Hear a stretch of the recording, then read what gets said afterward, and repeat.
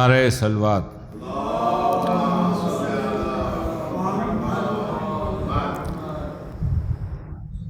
شیعہ عزاداری کے ناظرین حضرات اور سامعین حضرات، پروردگار عالم کا لاکھ لاکھ شکر ہے کہ آج ہم اپنے مرحومین کے ایصال ثواب کے لیے آن لائن مجلسیں برپا کر رہے ہیں۔ بنابری اسی سلسلے کی آج ایک مجلس ششماہی مرحوم سید علی گوہر زیدی ابن سید علی اصغر زیدی منعقد کی گئی ہے۔ اس مجلس کو خطاب فرمائیں گے حجت الاسلام علی جناب مولانا سید اقبال حیدر صاحب قبلہ۔ آپ حضرات سے التماس ہے کہ ایک بار سورہ حمد اور 3 بار سورہ قل واللہ کی تلاوت فرما کر مرحوم سید علی گوہر زیدی ابن سید علی اصغر زیدی کی روح کو ایصال فرما دے۔ اعوذ باللہ من الشیطان الرجیم۔ بسم اللہ۔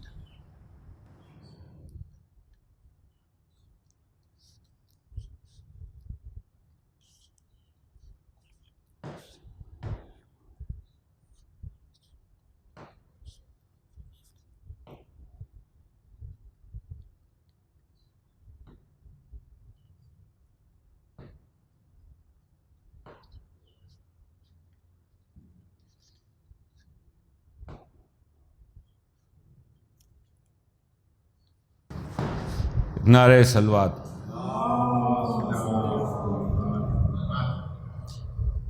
مرحوم کے ایصال ثواب کے لیے 4 میں سے پیش خدمت ہیں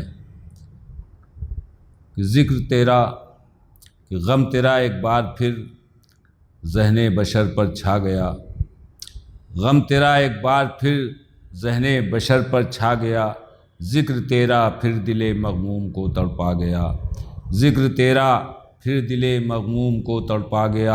اور موت تو برحق ہے مرنا ہے سبھی کو ایک دن، موت تو برحق ہے مرنا ہے سبھی کو ایک دن، یہ تو تھا کردار جو آنسو ہمیں رلوا گیا، یہ تو تھا کردار جو آنسو ہمیں رلوا گیا۔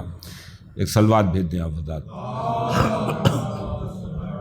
ایک سلام کے چند اشعار پیش خدمت ہے، مطلب بطور خاص نظر کر رہا ہوں، سماعت فرمائیں کہ منفرد مجلس شبیر نظر آتی ہے، منفرد مجلس شبیر نظر آتی ہے، شمع خاموش ہے تنویر نظر آتی ہے، شمع خاموش ہے تنویر نظر آتی ہے۔ شعر سماعت فرمائیں کہ پشت پر بارے امامت کو لیے شعلوں میں، پشت پر بارے امامت کو لیے شعلوں میں، شیر دل زینب دلگیر نظر آتی ہے، شیر دل زینب دلگیر نظر آتی ہے۔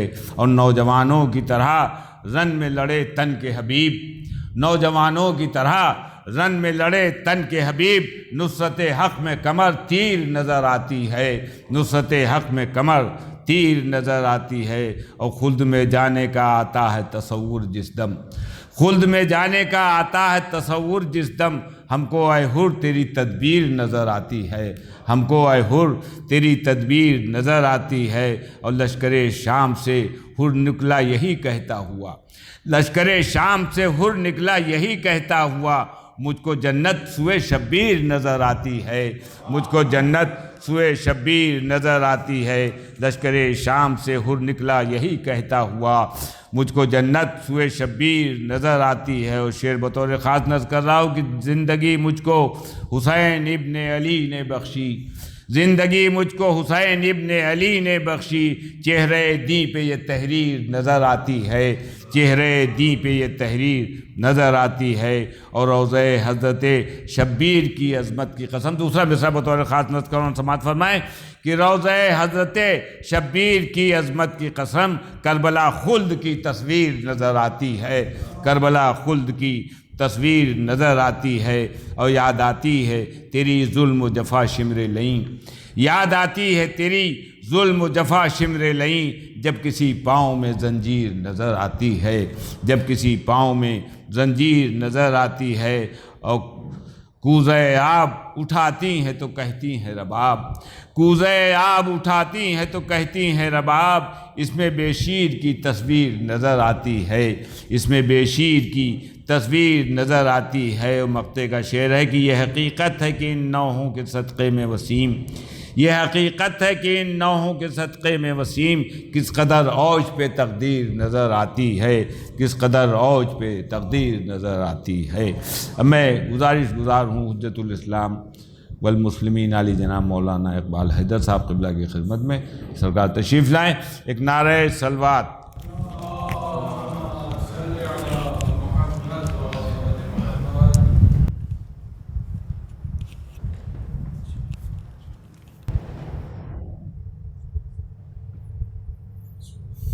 فاتحہ۔ بسم اللہ الرحمن الرحیم، الرحمن الرحیم، مالک یوم الدین، الصراط المستقیم،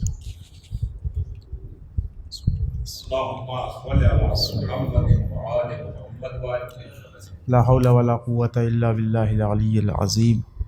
اعوذ باللہ من الشیطان اللعین الرجیم، بسم اللہ الرحمن الرحیم، الحمد للہ رب العالمین، والصلاة والسلام والتحیۃ والاکرام مولانا و مولا الثقلین جد الحسن والحسین ابی القاسم محمد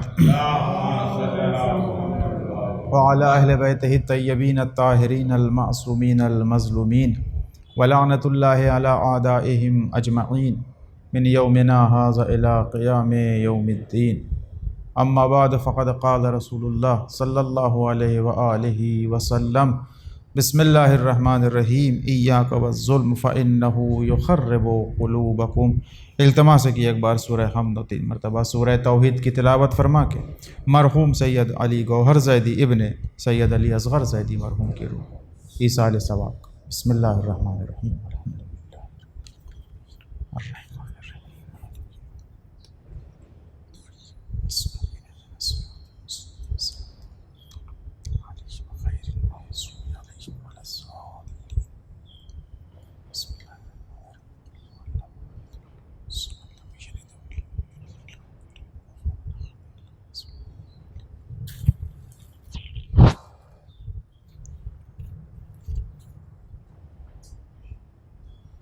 اللہم صلی اللہ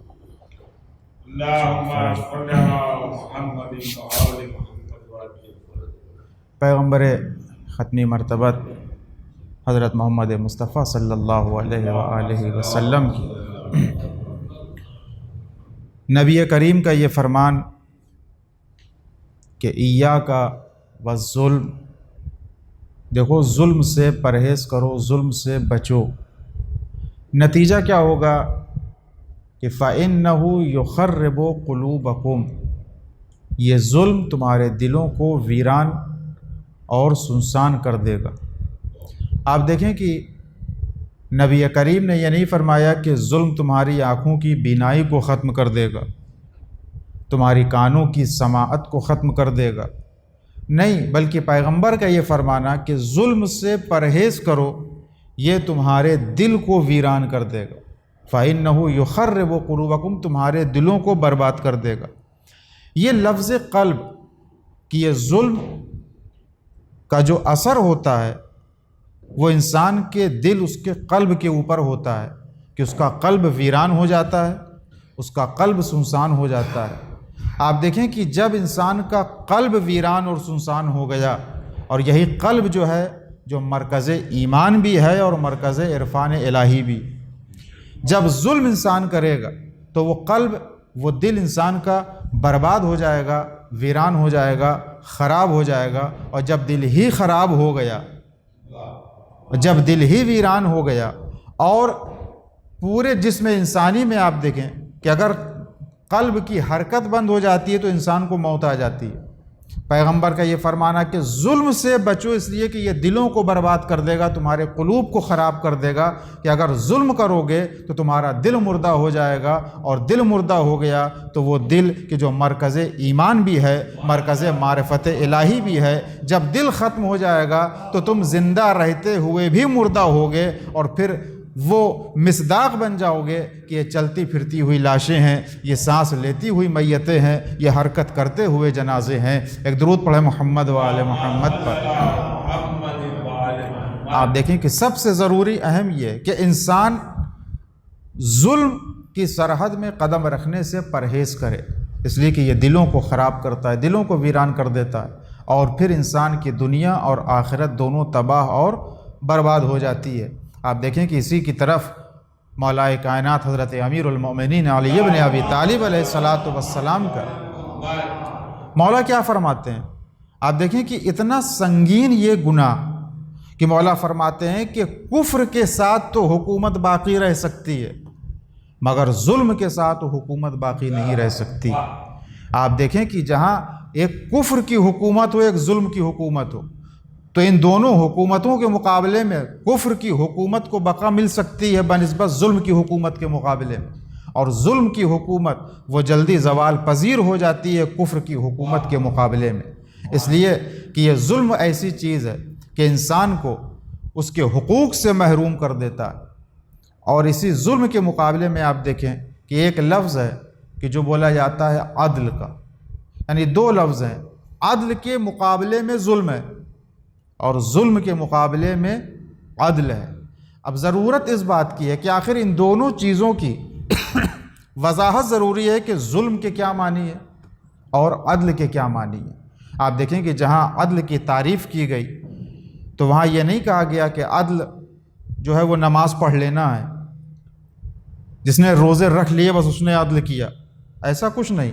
عدل کی جو تعریف کی گئی کہ وضع الشیء علی محلہ، کہ جو چیز جس کی جو مناسب جگہ ہے اس چیز کو اس کی مناسب جگہ پر رکھنا ہی جو ہے وہ عدل ہے، اور اسی کے مقابلے میں ظلم ہے کہ وضع الشیء علی غیر محلہ، کہ کسی چیز کا اس کے نامناسب مقام پر رکھ دینا ہی یہ عین ظلم ہے۔ اب آپ دیکھیں کہ انسان اگر ان تمام چیزوں کا خیال رکھے کہ جو چیز جس کے مناسب ہے وہ جگہ پر آ جائے تو عدل ہے۔ اسی لیے آپ دیکھیں کہ امام جماعت کے لیے جو شرط ہے اس میں ایک شرط یہ بھی پائی جاتی ہے کہ وہ عادل ہو۔ یہ شرط پوری امام جماعت کی جو شرائط ہیں اس میں کہیں یہ نہیں ملتا کہ امام جماعت کے لیے شرط یہ ہے کہ وہ 5 وقتہ نمازی ہو، امام جماعت کے لیے شرط یہ ہے کہ اس کے روزے قضا نہ ہوئے ہوں، امام جماعت کے لیے شرط یہ ہے کہ وہ خمس کی ادائیگی کرتا ہو، امام جماعت کے لیے شرط یہ ہے کہ وہ جھوٹ نہ بولتا ہو، کہیں یہ کچھ شرطیں نہیں ملتی ہیں۔ عادل ہو کا عادل کے کیا معنی ہے؟ کہ جب وہ عادل ہوگا تو کبھی بھی کسی مناسب مقام پر نامناسب شے کو نہیں رکھے گا اور نامناسب جگہ پر کسی مناسب چیز کو نہیں رکھے گا۔ اب اگر نماز نہ پڑھنا یہ غیر مناسب ہے تو پھر وہ ظالم ہوگا، نماز پڑھنا اس کو اس کے اطاعت کے زمرے میں لے کر آنا، لہٰذا عدالت جب اس کے اندر ثابت ہو جائے گی تو وہ نمازی بھی ہوگا، وہ خمس کی ادا کرنے والا بھی ہوگا، وہ روزے اس کے قضا نہیں ہوں گے، وہ جھوٹا بھی نہیں ہوگا، تمام چیزیں خود بخود اپنی مناسب جگہ پر ہوں گی، اور جب اپنی مناسب جگہ کی ہوں گی تو وہ انسان عادل ہوگا۔ ایک درود پڑھیں محمد و آل محمد پر۔ آپ دیکھیں کہ سب سے پہلے انسان کہ خود اپنے نفس کے ساتھ عدل کرے۔ اگر ہم اپنے نفس کے ساتھ عدل نہیں کر سکتے، ہوتا کیا ہے جب دوسروں کے گناہوں پر فیصلہ کرنے کی منزل آتی ہے تو نہ ہم سے اچھا کوئی قاضی ہوتا ہے، نہ ہم سے اچھا کوئی فیصلہ کرنے والا ہوتا، کہ ہم بڑی ایمانداری کے ساتھ ہم اس کے گناہوں کا، اس کی خطاؤں کا فیصلہ کر دیتے ہیں۔ دیکھیے میں تو جھوٹ نہیں بولتا، میں تو ان کے منہ پہ کہہ دیتا ہوں، یعنی عدالت میں بھی رسول اللہ سے بھی آگے بڑھ جاتے ہیں، معصومین کی عدالت سے بھی آگے بڑھ جاتے ہیں، ان سے بڑے عادل ہیں۔ لیکن جب اپنے نفس کی باری آتی ہے، اپنے نفس کی منزل آتی ہے تو انسان کا پھر ہم یہ جملہ کہہ دیتے ہیں کہ غلطی تو انسان ہی سے ہوتی ہے۔ وہاں یہ جملہ کہہ کر ہم اپنے دامن کو بچا لے جاتے ہیں کہ غلطی انسان سے ہوتی ہے، لیکن جب دوسرا غلطی کرتا ہے تو ہم سب سے بڑے قاضی اور جج بن کر اس کا فیصلہ کر دیتے ہیں۔ ایک درود پڑھیں محمد و آل محمد پر۔ آپ دیکھیں کہ عدل جب انسان کے اندر یہ صفات پیدا ہو جاتی ہے کہ وہ عادل ہو جائے اور اپنے نفس کے ساتھ عدل کرے تو پھر اس کے واجبات نہیں چھوٹتے، پھر وہ جانتا ہے کہ اب واجبات کی ادائیگی ہی عین عدل ہے، اور واجبات کی ادائیگی نہ کرنا اور پروردگار عالم کی نافرمانی کرنا اور اس کی اطاعت نہ کرنا یہ ظلم ہے۔ اور جب انسان اس چیز کو، اس مفہوم کو سمجھ لیتا ہے تو پھر وہ اطاعت الہی سے بھاگتا نہیں ہے. پھر اس کے سامنے جو اطاعت کی منزل ہوتی ہے، پھر وہ نمازوں کی رکعتیں نہیں گنتا، وہ روزہ رکھتا ہے مگر دن نہیں گنتا، دعائیں پڑھتا ہے مگر وہ ورق گردانی نہیں کرتا کہ ابھی کتنے صفحات باقی ہیں. وہ قرآن کی تلاوت کرتا ہے اس لیے کہ وہ سمجھ چکا ہوتا ہے کہ اصل چیز ہے پروردگار عالم کی اطاعت، اور اللہ نے کہیں بھی کسی مقام پر کثرت عمل کا تقاضا نہیں کیا بلکہ حسن عمل کا تقاضا کیا. ایک درود پڑھے محمد و آل محمد. اس لیے ضروری کہ انسان پروردگار عالم کی اگر اطاعت کرتا ہے اور اس کا مطیع و فرما بردار ہے تو پھر اس سے بڑا کوئی عادل نہیں ہے. اللہ کی اطاعت، اس کی فرما برداری ہی انسان کو عدالت کی منزل تک لے جاتی ہے. انسان جب خود اپنے نفس کے ساتھ انصاف کرتا ہے اور عدل کرتا ہے تو وہ جانتا ہے کہ ہماری جو سب سے بڑی چیز ہے، جو سب سے بڑا ہنر ہے، وہ ہے اطاعت پروردگار. اگر ہم اطاعت پروردگار کی منزل میں نہیں ہیں تو ہم لاکھ جج کی کرسی پر بیٹھ کر فیصلہ کریں، بڑی ایمانداری سے فیصلہ کریں، بظاہر تو وہ عادل ہو سکتا ہے لیکن روحانی اور معنوی اعتبار سے اس سے بڑا ظالم کوئی نہیں،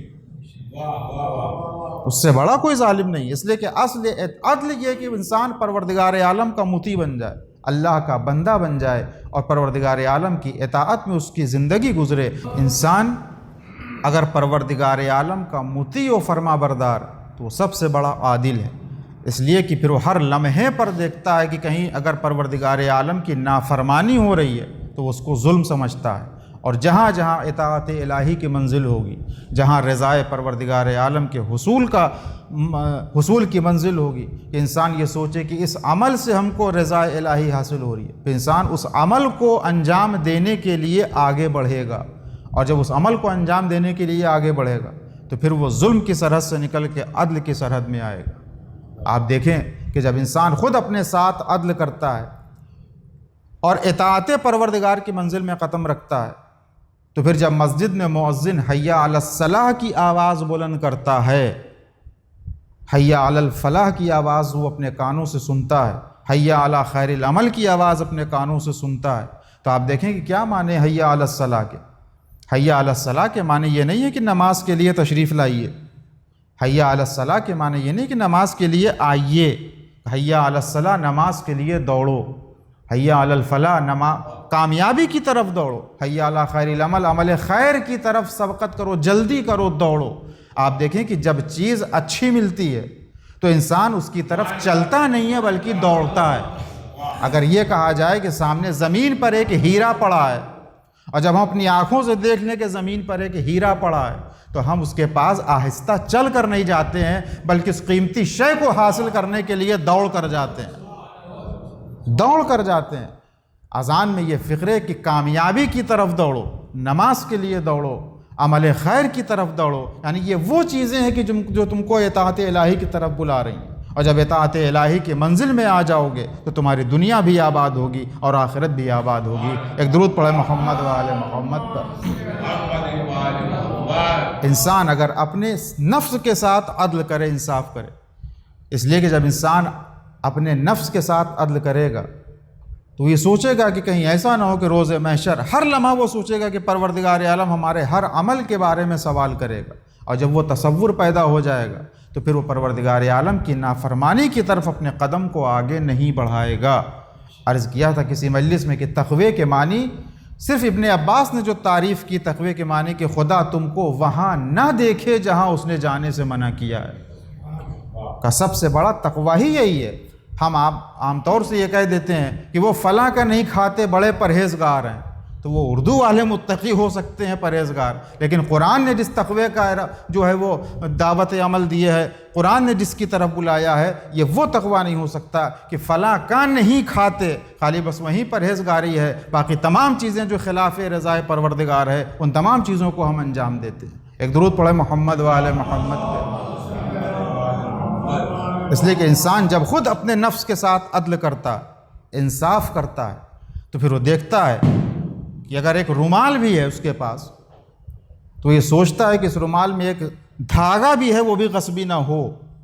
وہ سوچنے پہ مجبور ہو جاتا ہے. عام طور سے ہم یہ کہہ دیتے ہیں کہ گھر لے لیا، راس نہیں آ رہا ہے، اس میں آسیب ہے، اس میں جنات ہے، ہماری فکر، ہماری سوچ، ہمارا تصور اس طرف جاتا ہے کہ گھر میں آصیب ہے، اس لیے راس نہیں آ رہا ہے، مگر اس کی طرف ہمارا ذہن متوجہ نہیں ہوتا کہ کہیں ایسا تو نہیں کہ اس گھر میں کسی کا حق دبا ہو، کہ یہ گھر جو راس نہیں آ رہا ہے کہ ہو سکتا ہے کسی کا حق دبا ہو، لیکن فوراً ہمارا ذہن جو جاتا ہے اس طرف کہ گھر میں آصیب ہے، گھر میں جنات ہے۔ ایک درود پڑھیں محمد و آل محمد۔ سب سے بڑا عدل انسان خود اپنے ساتھ کرے، کہ ہم خود اپنے اوپر ظلم نہ کریں۔ قرآن کہتا ہے کہ اللہ کسی بندے پر ظلم نہیں کرتا، پروردگار اپنے بندے پر ظلم نہیں کرتا، وہاں صرف عدل ہے اور ظلم نہیں ہے، اور اگر وہ عذاب بھی دیتا ہے تو اس کا عذاب بھی عدل اور انصاف ہے۔ اگر وہ کسی پر اپنا قہر و غضب بھی نازل کرتا ہے تو وہ ظلم نہیں ہوتا، بلکہ وہ قہر و غضب بھی پروردگار عالم کا عدل اور انصاف ہوتا ہے، کہ اب یہاں پہ عذاب کا نازل ہونا ہی عین عدل پروردگار ہے، اور وہاں پہ اگر عذاب نہ آیا، وہاں پہ اگر اللہ کا قہر و غضب نازل نہ ہوا تو پھر وہ ظلم میں تبدیل ہو جاتا ہے۔ ایک درود پڑھے محمد و آل محمد پہ۔ آپ دیکھیں کہ اصل اطاعت پروردگار عالم، انسان پروردگار عالم کا مطیع ہو جائے، اور جب اللہ کا مطیع ہو جاتا ہے، اللہ کا فرما بردار بن جاتا ہے، تو پھر اس کی کوئی اپنی مرضی نہیں ہوتی۔ آپ دیکھیں کہ ہم نماز پڑھتے ہیں، 2 رکعت نماز فجر، 8 رکعت نماز ظہرین، 7 رکعت نماز مغربین، یا جو نوافل و مستحبات انجام دیتے ہیں، کہ جو احادیث میں ذکر ہوئی، کہ جو معصومین نے ارشاد فرمائی ہے کہ اگر ہمارا دل یہ چاہے کہ ہم نماز فجر 2 کے بجائے 4 رکعت پڑھ لیں، کیا پروردگار عالم کو ہم خوش نہیں کر سکتے کہ پروردگار تو نے 2 رکعت کہی، ہم 4 رکعت پڑھ رہے ہیں؟ نماز ظہرین تو نے 8 رکعت فرض کی ہے، ہم 16 رکعت پڑھتے ہیں۔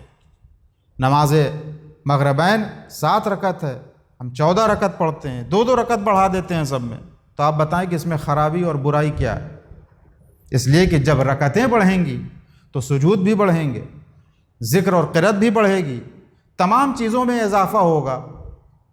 اگر رکعتوں میں اضافہ ہوگا تو اس میں جو چیز بھی بیان کی جائے گی، ہم الحمدللہ کہیں گے تو پروردگار عالم کی حمد ہوگی۔ اگر ہم رکوع میں اضافہ کریں گے اور یہ کہیں گے سبحان ربی العظیم و بحمدہ، تو یہ پروردگار عالم کی حمد ہوگی۔ جو ذکر بھی کریں گے وہ پروردگار عالم کی حمد ہوگی۔ لیکن کوئی کسی سے بھی پوچھیں عالم اسلام کے بڑے سے بڑے مفتی سے کہ کیا وہ اس عبادت کو جائز سمجھے گا؟ آپ دیکھیں کہ اسی لیے چاپلوسی کو حرام قرار دیا گیا، کہ اللہ کی چاپلوسی میں ہم 2 کے بجائے 4 پڑھ لیں، اللہ خوش ہو جائے گا۔ اللہ خوش نہیں ہوگا، اللہ اور ناراض ہوگا، ہماری عبادتیں باطل ہو جائیں گی۔ کا اطاعت کی منزل میں جب آ گئے تو رکعتوں کا تعین تمہارا نہیں ہوگا۔ اطاعت کی منزل یہ ہے کہ جو ہم کہہ دیں اس کے اوپر سمیت سر تسلیم خم کرنا ہے۔ اصل اطاعت یہ ہے کہ اگر ہم نے 2 معین کر دی ہے، تمہارے پاس لاکھ وقت ہو تمہیں 2 ہی پڑھنا ہے، تمہارے پاس وقت نہیں ہے، ہم نے 8 معین کیے تو تم کو 8 ہی پڑھنا ہے، 8 میں سے تم کو نہ 1 رکعت کم کرنے کا حق ہے، نہ 1 رکعت اضافے کا حق ہے۔ ایک درود پڑھے محمد و آل محمد۔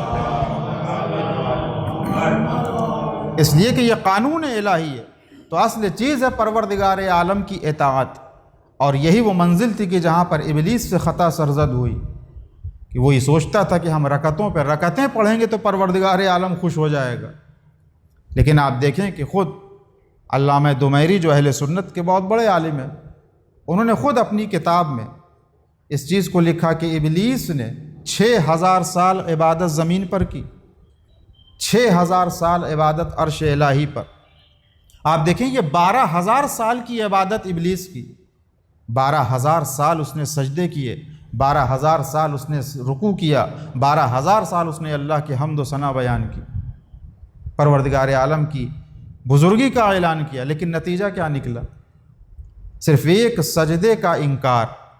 وہ 12000 سال کی عبادت کو اس پر پانی پھر جاتا ہے اور وہ خراب ہو جاتی ہے، اس کا کوئی ثمرہ ابلیس کو نہ ملا، صرف 1 سجدے کے انکار کی بنیاد پر۔ لیکن وہ یہ سمجھا تھا کہ اللہ کے سامنے صرف رکوع کی حالت میں چلے جانا ہی اس کی اطاعت ہے، سر کو خاک پہ رکھ دینا ہی عبادت ہے۔ وہ یہ بھول گیا تھا کہ اصل اطاعت یہ ہے کہ حکم پروردگار کے سامنے اپنے سر کو جھکا دینا ہی عین عبادت ہے۔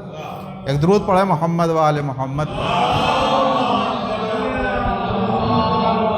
اور یہی وہ منزل تھی کہ جہاں پر اس نے قیاس کیا اور پروردگار عالم کو ظالم سمجھا، اس لیے کہ خود اس نے اپنے نفس کے ساتھ عدل نہیں کیا، اس نے اپنے نفس کے ساتھ انصاف نہیں کیا۔ اگر وہ یہ سمجھتا کہ اصل عدل کا تقاضا یہ ہے کہ پروردگار عالم کے حکم کے آگے اپنے سر کو جھکا دینا ہی عین عبادت اور عین عدل ہے۔ ایک درود پڑھے محمد و آل محمد۔ آپ دیکھیں کہ چاہے پروردگار عالم نے کہ جو انبیاء کرام کا سلسلہ جاری کیا، 1,24,000 نبی، اور اس کے بعد نبوت کے بعد سلسلہ امامت جو شروع ہوا، یہ جتنے بھی انبیاء الہی تھے، یہ جتنے بھی ائمہ معصومین تھے، ان سب کا مقصد تھا کہ بساط ظلم کو اکھاڑ کر پھینک دینا اور مسند عدل و انصاف کو بچھا دینا۔ مولا کائنات کی پوری زندگی آپ دیکھیں صرف اسی قیام عدل میں گزر گئی۔ اگر مسجد میں خطبے کے ذریعے سے عدل قائم ہو سکتا ہے تو مسجد میں خطبہ دیا جائے گا اور بساط مسند عدل کو بچھایا جائے گا۔ اگر جمل و صفین میں تلوار اٹھانے سے نفاذ عدل کا نفاذ ہوگا اور ظلم کی بے کنی ہوگی تو علی جنگ جمل میں بھی آئیں گے، علی جنگ صفین میں بھی آئیں گے، اس لیے کہ مقصد تلوار چلانا نہیں ہے، مقصد یہ ہے کہ عدل کو قائم رکھنا۔ اگر صلح کے ذریعے سے عدل قائم ہو سکتا ہے تو صلح کی جائے گی، تلوار اٹھانے سے عدل قائم ہو سکتا ہے تو تلوار اٹھائی جائے گی۔ ایک درود پڑھے محمد و آل محمد پر۔ اور آپ دیکھیں امیر المومنین نے اپنے پورے دور خلافت میں صرف اور صرف قیام عدل کی طرف مولا کائنات متوجہ ہوئے۔ یہ وجہ ہے کہ علی کے دور حکومت میں اگر نابینا بھی ہے تو علی اس تک بھی اس کا آذوقہ فراہم کر رہے ہیں کہ مجال ہے کہ علی کے دور حکومت میں کوئی بھوکا سو جائے، علی کے دور حکومت میں کوئی مظلوم ہو، اس لیے کہ علی کا مقصد ہی قیام عدل ہے۔ اور یہی وجہ ہے جب یہ پوچھا گیا کہ علی کو کس چیز نے قتل کیا، کہا علی کو ان کی عدالت نے قتل کر دیا۔ آپ دیکھیں کہ جب یہ بات تاریخ میں آئی کہ علی کو ان کی عدالت نے قتل کر دیا تو سوچنا ہی چاہیے کہ علی جیسا عادل، علی جیسا انصاف کرنے والا اور علی جیسا فیصلہ کرنے والا کیا کائنات میں کوئی گزر سکتا ہے کہ اس کی عدالت ہی اس کے قتل کا سبب بن جائے۔ ایک درود پڑھے محمد و آل محمد پہ۔ لہٰذا آپ دیکھیں کہ امیر المومنین نے یہی وجہ ہے کہ اگر پچھلی حکومتوں کو دیکھا جائے تو وہاں مجرم گرفتار کر کے لائے جاتے تھے، مجرم راہ فرار اختیار کرتے تھے، لیکن علی کا دور حکومت ایسا تھا کہ جہاں علی کی بارگاہ میں مجرم پکڑ کے نہیں لائے جاتے بلکہ مجرم خود آتے ہیں، اپنے جرم کا اقرار کرتے ہیں، اس لیے کہ وہ جانتے ہیں کہ جو مسند قضاوت پر بیٹھا ہے، جو مسند عدل کی اوپر جلوہ فگن ہے، اس سے کبھی کوئی ظلم ہو ہی نہیں سکتا۔ اور یہ وہ انسان ہے کہ جو قضاوت کی منزل میں ہے کہ اگر اس کے ذریعے سے ہم سزا پا بھی گئے تو ہماری دنیا بھی پاک ہو جائے گی، ہماری آخرت بھی پاک ہو جائے گی۔ اس لیے کہ جرم کرنے والا، چوری کرنے والا آتا ہے، کہتا ہے یا علی میں نے چوری کی ہے، میرے ہاتھ کاٹ دیے۔ آپ دیکھیں چوری کرنے کے بعد لوگ راہ فرار اختیار کرتے ہیں، لیکن خود یہ آ کر کہنا کہ ہاتھوں کو کاٹ دیے، آپ دیکھیں کہ سوچنا چاہیے کہ آخر علی کتنا بڑا قاضی تھا، علی کتنے بڑے فیصلہ کرنے والے تھے کہ علی کبھی کسی پر ظلم نہیں کر سکتے۔ کہ یا علی چوری کی ہے، اقرار جب ہو گیا تو مولا کائنات نے ہاتھ کاٹ دیا۔ آپ دیکھیں کہ وہیں منافقین میں سے ایک انسان ابن کوا کہتا ہے کہ تم علی کی محبت کا دم بھرتے ہو اور ہاتھ کٹنے کے بعد بھی علی کی تعریف اور علی کی مدح کر رہے ہو۔ مولا کائنات سے آ کے کہتا یہ کیسا چاہنے والا ہے کہ جو اس منزل پر ہے۔ تو مولا کائنات نے پورا واقعہ آپ کے اذان عالیہ میں محفوظ ہے کہ علی نے ہاتھ جوڑ دیا۔ آپ دیکھیں کہ ہاتھوں کا کاٹ دینا معصومین یہ صفات الہیہ کے مظہر ہیں۔ اللہ کی صفات کا اگر ظہور ہوگا تو معصومین کے ذریعے سے ہوگا۔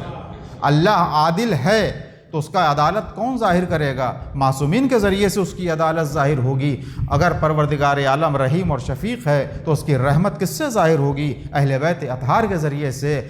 چوری کرنا یہ اس کا گناہ تھا، ہاتھوں کا کاٹ دینا یہ انصاف تھا۔ عدالت الہی کا تقاضا یہ تھا کہ گناہ کیا ہے تو ہاتھ کٹ جائے۔ قانون الہی یہ تھا کہ گناہ کیا ہے تو ہاتھ کٹ جائے، چوری کی ہے تو ہاتھ کٹ جائے، یہ قانون الہی تھا۔ یہ عدل کا تقاضا تھا، لیکن اللہ رحیم بھی ہے۔ اگر پروردگار عالم کے اس نمائندے نے اللہ کی عدالت کا ظہور اگر امیر المومنین سے ہوا، وہ ظہور یہ تھا کہ ہاتھوں کا کاٹ دینا، لیکن ہاتھوں کا جوڑ دینا یہ رحمت الہی کا ظہور تھا امیر المومنین کے ذات سے۔ ایک درود پڑھے محمد و آل محمد۔ لیکن جب ابن کوا نے یہ کہا کہ عجیب چاہنے والا ہے، تو مولا کائنات کیا فرماتے ہیں؟ ایک عجیب جملہ فرماتے ہیں ابن کوا، اگر میرے دشمنوں کے حلق میں اگر شہد بھی ڈال دیا جائے تو وہ میرے نہیں ہو سکتے، اور اگر میرے چاہنے والوں کے ٹکڑے ٹکڑے کر دیا جائے، میرے چاہنے والوں کے ٹکڑے ٹکڑے کر دیے جائیں تو بھی وہ مجھ سے منحرف نہیں ہو سکتے۔ آپ دیکھیں کہ امیر المومنین نے یہ بات کب کہی؟ اپنے دور حکومت میں کہی کہ اگر میرے دشمن کے حلق میں شہد بھی ڈال دیا جائے تو وہ میرے نہیں ہو سکتے، اور اگر میرے چاہنے والوں کے ٹکڑے ٹکڑے کر دیے جائیں تو وہ مجھ سے منحرف نہیں ہو سکتے۔ علی کی یہ مثال میدان کربلا میں دیکھنے کو ملتی کہ جہاں امام حسین نے آپ دیکھیں کہ جیا جب آواز دی ہے تو لاش شہداء تڑپ گئے، آواز آئی کہ میرے آقا موت نے مجبور کر دیا ہے۔ یعنی یہ ایسے لوگ تھے کہ ٹکڑے ٹکڑے ہو گئے، ریگزار کربلا پر ہیں، مگر اس کے باوجود بھی نصرت کا اور حمایت کا جو جذبہ ہے کہ محبت اہل بیت، مودت اہل بیت سر کٹنے کے بعد بھی ان سے ختم نہیں ہوئی، کہ فرماتے موت نے مجبور کر دیا، اور اگر موت مجبور نہ کرتی تو 70 بار اگر ہم کو زندہ کیا جائے اور موت دے دی جائے تو بھی ہم آپ کی نصرت سے دستبردار نہیں ہو سکتے۔ یہ کون کہہ رہا ہے؟ یہ امیر المومنین نے جو کہا کہ اگر میرے چاہنے والوں کے ٹکڑے ٹکڑے کر دیے جائیں تو بھی وہ مجھ سے منحرف نہیں ہو سکتے۔ اور آپ دیکھیں کہ ایسے چاہنے والے موجود تھے اور ایسی محبت اور مودت تھی کہ جب شب عاشور تاریخ مقاتل ہے کہ شہزادی ثانیہ زہرا نے یہ فرمایا کہ بھیا کیا آپ نے اپنے اصحاب کا امتحان لے لیا؟ کسی صحابی نے سن لیا اور جا کر اصحاب باوفا میں یہ بات کہی کہ علی کی بیٹی کو ہماری وفا پہ شک ہے۔ چنانچہ تمام صحابہ، تمام اصحاب، تمام جانثار جمع ہو گئے، اور ایک مرتبہ برہنہ شمشیر اپنے ہاتھوں میں لے کر کہتے فرزند رسول، اگر آپ کو ہماری وفا میں شک ہو تو آپ حکم کیجیے، ہم اپنے ہاتھوں سے اپنے سر قلم کر دیں گے۔ اللہ اکبر۔ امام فرماتے ہیں کہ جیسے صحابی مجھے ملے ایسے صحابی کسی کو نہیں ملے، اور یہی وجہ ہے آپ دیکھیں کہ امام حسین علیہ الصلوۃ والسلام نے کہا کہ جس کو جانا ہو چلا جائے، تمہارے مقام جنت میں محفوظ ہے۔ لیکن آپ دیکھیں کوئی بھی اپنی جگہ سے نہیں گیا۔ امام حسین میدان کربلا میں آئے تھے تو صرف قیام عدل کے لیے آئے تھے کہ اگر میری قربانی سے، میرے خون بہانے سے اور عزیز و اقربا کو قربان کرنے سے اگر مسند عدل بچ سکتی ہے تو حسین اپنا سب کچھ قربان کر دے گا، مگر ظلم نہیں ہونے دے گا اور مسند عدل کو اٹھنے نہ دے گا۔ اور یہ وجہ ہے کہ تمام افراد، تمام اصحاب کرام نے اپنی جان دین اور اسلام پر قربان کر دی صرف قیام عدل کے لیے۔ آپ دیکھیں کہ اگر مقصد قیام عدل نہ ہوتا تو راستے میں جب جناب علی اکبر نے یہ کہا کہ بابا کیا ہم حق پر نہیں ہیں، یعنی وہ مقصد یہی تھا کہ بابا ہم راہ عدل پر ہیں، ہم راہ ظلم پر تو نہیں ہیں، تو امام فرماتے ہیں کہ بیٹا ہم حق پر نہیں ہوں گے تو کون ہوگا؟ تو کیا فرمایا تھا جناب علی اکبر نے کہ بابا پھر پرواہ نہیں کہ ہم موت پر جائیں یا موت ہمارے اوپر آئے، یعنی اگر قیام عدل ہے اور ہم حق پر ہیں تو عدل کو قائم کرنے کے لیے ہم پرواہ نہیں کرتے کہ ہم موت کے منہ میں جائیں یا موت ہمارے اوپر وارد ہو جائے۔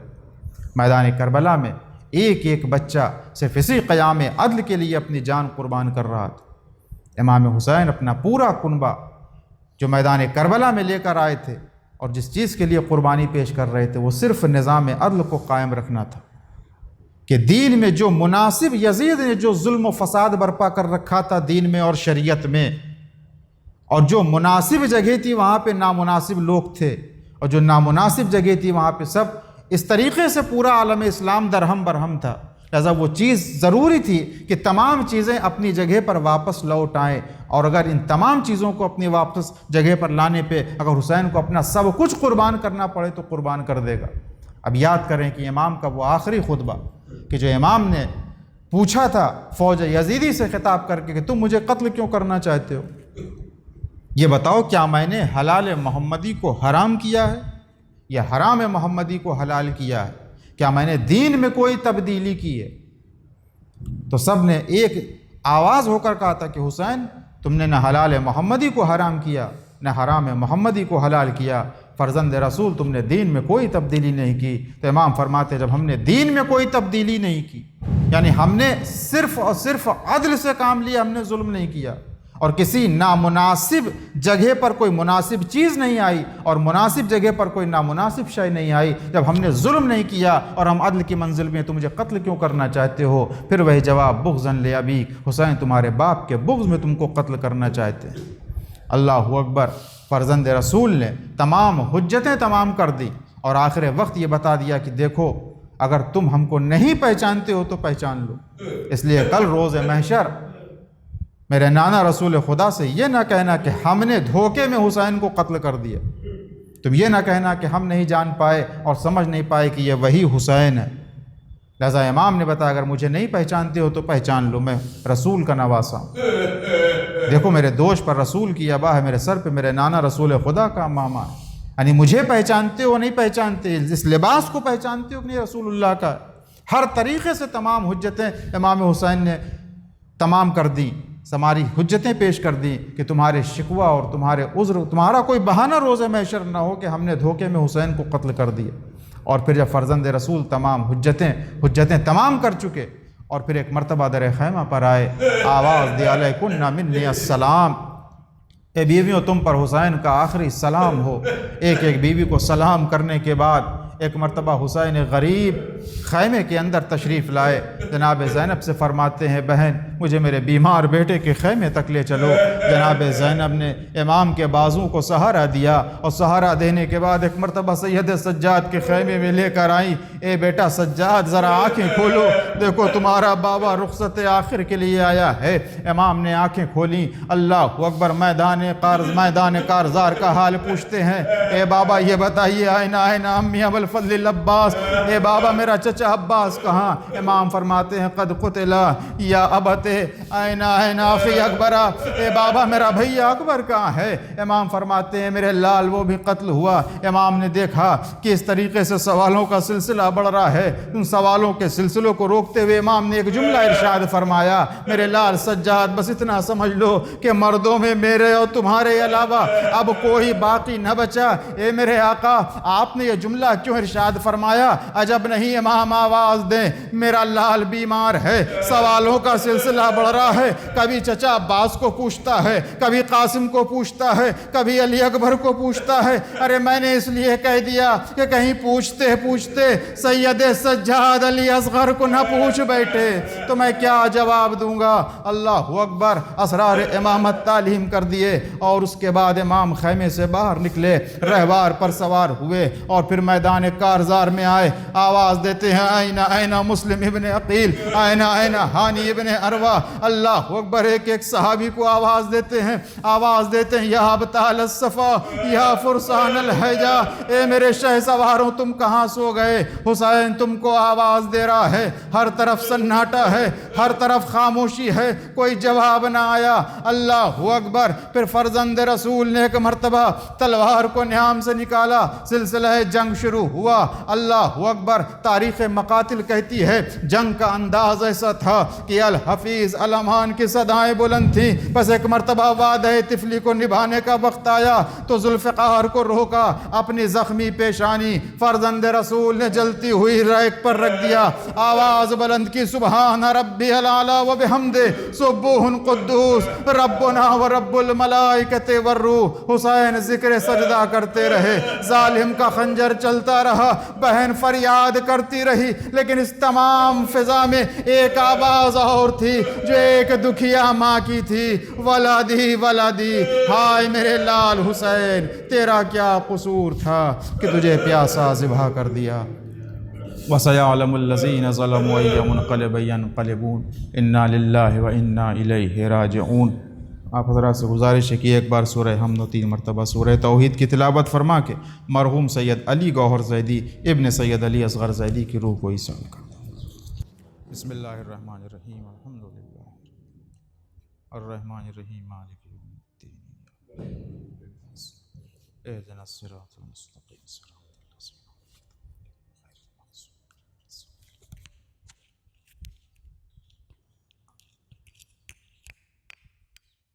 شیعہ زداری، پیغام اہل بیت کو پہنچانے کا راستہ۔